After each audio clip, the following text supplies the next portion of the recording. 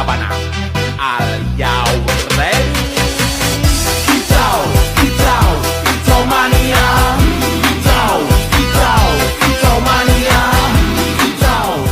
To study math, but it feels hard to understand? That's because you were taught to memorize formulas Follow standardized procedures and focus on getting the right answer. without really understanding why math works the way it does. And that's why, no matter how much effort you put in, Math still feels confusing. But here's the truth. you don't need to be a genius to do well in math. You just need to learn it the right way.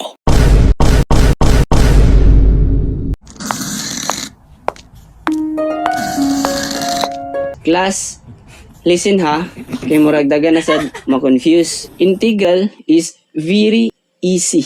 Kung kabalo ka mag-derivative, then kabalo ka mag-integral. Kaya ang integral, reverse ra sa derivative. Oo, uno reverse, card vibes. So, I will show you a rule. Integral x raised to n dx equal x raised to n plus 1 over n plus 1 and plus c. Step 1, add 1 sa exponent. Step 2, divide by the new exponent. And step 3, ayaw kalimot sa plus c. Kaya you know, masuko ko. Joke lang. So, example. Integral of x raised to 2.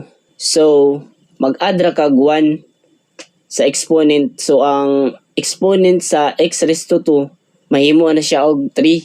So, the answer is x raised to 3 plus c.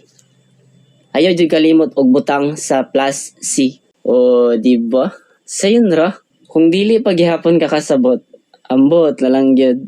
Next, tanaw na to kung gets ba sa student. Gets daw lagi, pero murag dili. Try na ko integral of 3x. I-factor ang 3.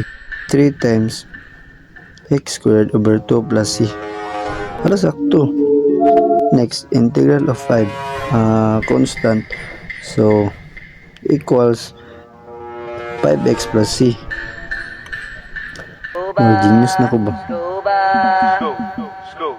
Last, integral of x to the power of negative 1. Same ra formula. Wrong. Equals n x plus c. Grabe na, dep. Plot twist. Gets na pero makalimot ko later. Practice lagi.